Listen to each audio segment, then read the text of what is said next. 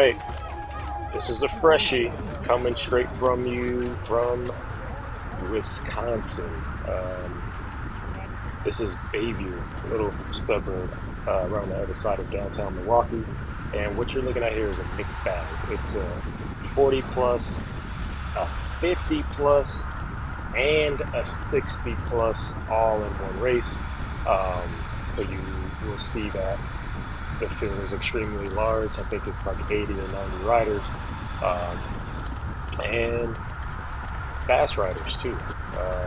This race wasn't slow by any means, and for Brian Hill, Brian Hill, Jerron Smith, and myself, it was our first race um, and of the series, and Steven and Jaden, this was their third race. So Tour of Americas Dairyland actually runs 11 days, um, and they also have a Masters category which starts with 6 days to go, and they run a series within the series. So it's kind of fun. It gives the Masters something to look forward to.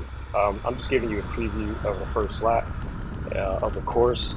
Slight downhill right here. This section is like 2 turns to go. Extremely bumpy.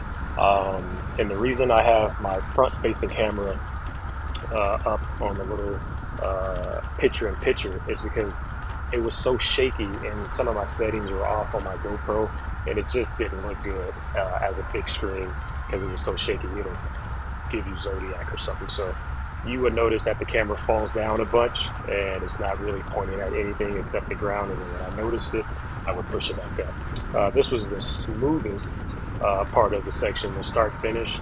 Kind of a short sprint. I bet you it was about a few hundred meters out of the corner, maybe a little less.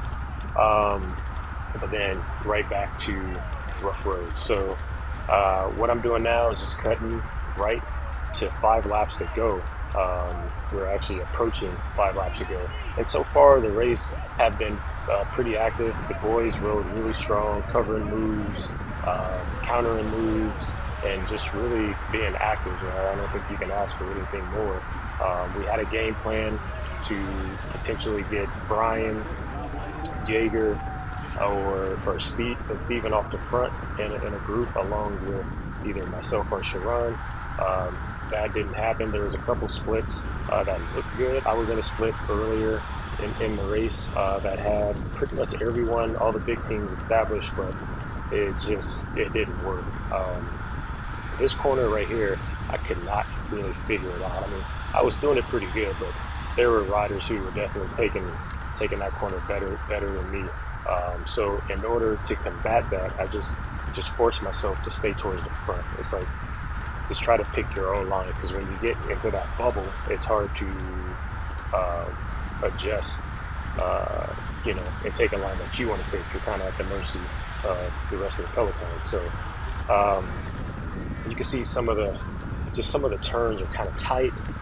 Some of the turns as we go into them, and we're not going too slow, right? 29 miles an hour. We're 3 or 4 stacked, and so it gets a little nerve-wracking.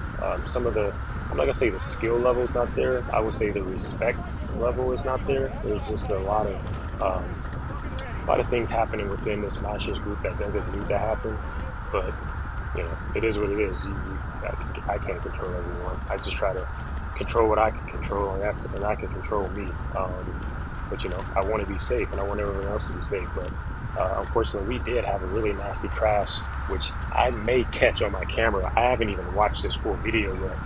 It came with 2 to go, so this is we crossing the line with 4 laps to go, and I started to get the boys lined up. Jaden's right there on the front.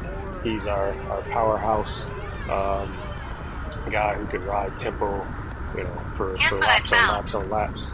And then I don't know who's on my wheel yet, because we had a game plan that would, like, around 3 laps to go, that we're going to start getting together for a lead out for Sharon. Unfortunately, Sharon didn't feel that great. He had a long flight from LA and got into like Wisconsin like 2 in the morning or something like that, given delays. So for those of you who travel with a bike, you understand airplane legs. Sometimes they're good, but oftentimes they're horrible. So you could see Jaden's just right in the front. It looks like Sally is trying to work his way back to the front. But, you know, again, we're not going slow. And so you have to pick your moments to make your way towards the front. I did like this stretch of road, slightly downhill. There's space to move up. You can see a stages rider. Now you can see Steven right there kind of got pinched. I don't know if that was intentional or not. And kind of caught himself in a bad spot with changing his hand positions. Um, One thing I like to do, like I've talked about this before, especially in the closing laps, I commit. If I'm gonna be in the drops, I'm committed to the drops. If I'm gonna be in my 53.11, I'm committed to my 53.11. I don't shift gears often, especially in like the last lap. So Sally does a good job getting working his way back to the front, and I tell him not to go too hard. We still have, you know, we still have about I think 3 laps to go. We should be saying. So it was important for him to pull longer, not harder. And I see he's kind of he looked like he's chasing Carlos, who's riding for Monster Media, who had just attacked. And at this late in the race, to be honest, like there's only one person who could potentially ride away from the field, and thank God for us, he's on our team. I don't think anyone else has the horsepower to ride away from a field that can carry speed through these corners, 30 plus miles an hour. I always was trying to save some of my energy. This corner, it slows you all the way down, and then you have like a little hump. You see 24 miles an hour, and it kind of spikes up to 600, 700. And so you keep doing that um, every lap. You know, it'll wear on you. So I believe we will be going into two to go right here. And so at this point, I'm starting to tell Jaden where to ride on the course. Earlier on, like 5 laps ago, I knew we weren't going to have a lot of people contesting and trying to come around us. But later in the lap, you know, you're going to get the opportunists who want to beat you. So we have to start protecting ourselves, making sure that we don't get swarmed. So I'm kind of coaching him through, hey, stay left, stay right, punch it here, punch it there. And he did a great job. And it really made my life a lot easier. So there was one point I kept looking back. Of course, you can't tell because I don't have a helmet cam on.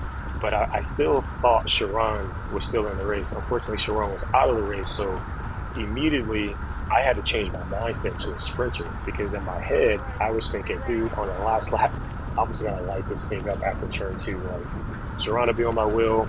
No one's going to hold on. I'm just going to light it up. And so changing my mindset, you know, I had to figure out how I was going to win this sprint now, because now you got Jaden on the front riding. You had Steven taking a chop. We lost Brian late in the race to a flat outside of the free lap. So it was basically down to Jaden and I. And I believe this is going to be the last lap because we're going pretty fast here. So you can see that I'm giving Jaden a bit of a gap. I just want to make sure no one is going to come around me. So by giving him a gap, if I see someone surging, I can punch forward to him. Because if I'm just up on his ass and I get swarmed, that's how I can get pinched and boxed in. So here comes the move. I yelled at Jaden to go right, did a perfect job. I shut that down, able to navigate this corner, which was a bit sketchy. And then I'm yelling at him. We gotta go, you know. And I'm feeling pretty good. I'm in a really good gear. This is the downhill right. Again, protecting myself. There's no need to follow him directly through that line. I want to make sure that I'm good. And I tell him one more kick, so he gets out of the saddle and gives it everything. And this is 2 turns to go. This is where the race is won. I believe they have a sign on the right hand side that says like 250. This guy hits out early. I just wait. And at this point, when I stood up on the pedals, I knew that I was good.